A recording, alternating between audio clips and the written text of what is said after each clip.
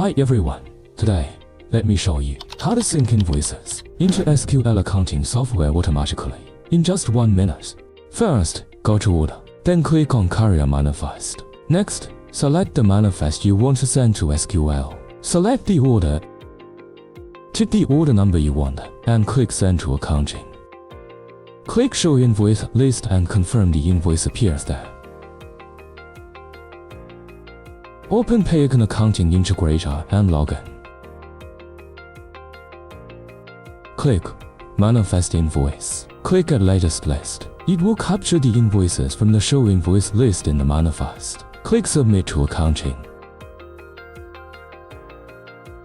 After the upload is successful, a successfully submitted message will pop up.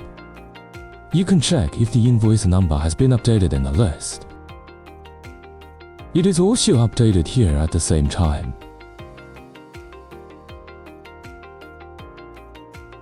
If you want to review the invoice you just passed to SQL, you can log into SQL. In the Sales tab, click Invoice.